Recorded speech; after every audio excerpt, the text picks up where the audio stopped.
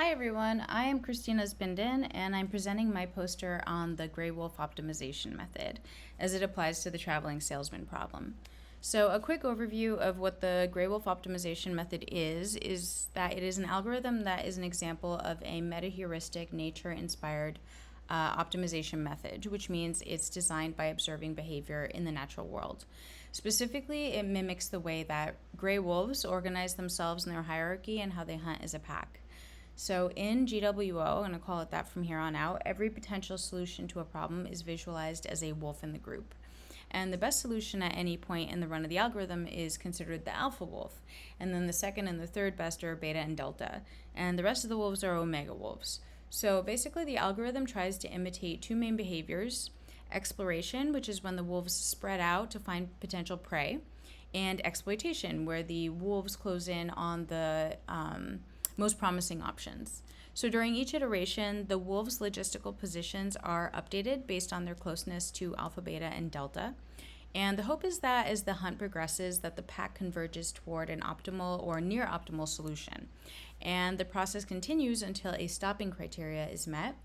For example, if the parameter for the number of iterations was set, or until a criteria for the best solution found is met.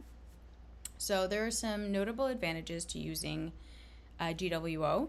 It's relatively easy to use, and there are only a few parameters that you got to set.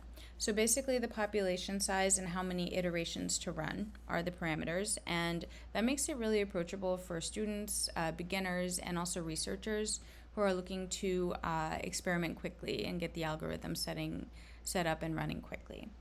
So secondly, the GWO strikes a good balance between wide-ranging search and zeroing in on the best areas. And the fact that it is pretty simple to implement makes it versatile, and it's been adapted to problems in engineering design, image analysis, data science, and a lot more. And on the other hand, as with a lot of things, there are also some challenges with it. So it can sometimes converge prematurely, and that means that it might settle in a local optima, and it might miss out on even better solutions. And the performance can be sensitive to the way that it is initially set up with the sample data. So if we don't start with enough diversity, the search might stagnate. If we start with too many or too large a number of iterations as the parameters for like a very complex problem, it can be very costly. And as the algorithm proceeds, the wolf pack tends to get less and less diverse. So that could present a challenge in escaping suboptimal end solutions. And if we wanted to know how GWO has been applied in practice, it's been used across a variety of fields. It has wide usage in electrical engineering. It's used for tasks like optimizing circuit components, image processing, robotics. All of those things where quickly finding efficient solutions is essential. It's also used in controlling motors and other systems that require fine-tuned adjustments. So here in the middle, I have a diagram that I created, and it explains the workflow of the GWO algorithm. And the implementation I have here is pseudocode. It's a little bit more detailed. They're basically telling the same thing. So I'm just gonna zoom in on this. And so at the start, beginning of our algorithm, we're looking for prey. So it identifies all the potential solutions and the fitness of each one. It goes on to evaluate the fitness. And it's going to identify the top three, the alpha, delta, and beta. And everything else is omegas. So we're stepping into all of those as the next step. And then they go over here, we're updating the position of the wolves. And we're looking at how close they are to those three most optimal ones. And we're surrounding them. And as the positions move and as the population rearranges itself, we go back to identifying potential solutions. So now they're at different positions, and we have different ones in our local group. And so once again, evaluate the fitness, separate out your top three, and we run through the loop again until we either hit that number of iterations or until we find a solution that is as fit as what we were looking for.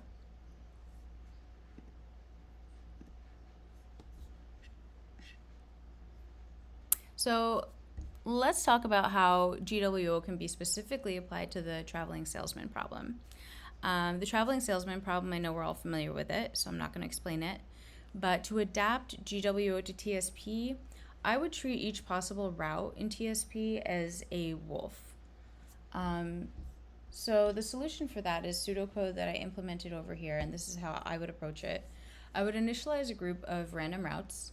Optionally, you could set a parameter for iterations to run. And all of those routes I would save to a list, and it would be the sequences of which towns you're visiting, and each one's a route. And then calculate the total distance for each route, and save that as a tuple with the identifier of the route so we can access them later. And identify the top 3 routes, naturally, and repeat for a fixed number of iterations or until the best solution is found. For each route, we're going to calculate the distance traveled if the route is taken. We're going to check that it's valid, basically, that each town is visited only once and that the route ends back where it began. And then we're going to perform strategic swaps and splices of the route with the top 3 that are the most fit. So with the alpha, the beta, and the delta, we're going to create different variations of basically combining those different routes, trying to get closer to what we know so far as being the most optimal. And I would start with alpha so that when we test the fitness of it against beta and delta, we don't need to run through combining them again. We don't need to do as much work, because if it's with alpha, then it's probably got a higher fitness score than if it was with beta and delta, but not always, so we're going to check. And then reevaluate the fitness of every route, and then update the top 3 if better options are discovered. One thing I would definitely do here is to check for saved identical routes so that we're not saving duplicates, because I can see with a problem like this, you'll probably end up with a lot of duplicate routes, depending on the number of routes that we're examining and the number of towns that we have. So then once the most optimal one is found, or until our number of iterations is hit, we're going to return the alpha route just like last time. So from what I've observed, while GWO is easy to implement for TSP, it's always continuously searching, so it might not always be the most computationally efficient for this kind of discrete problem, especially if the set of the possible answers is small, or we need a good solution really quickly. So to wrap it up about the gray wolf optimization method, it is flexible, it's easy to understand, it's a good approach for tackling a broad range of optimization problems, and its main strengths seem to be its simplicity and its adaptability.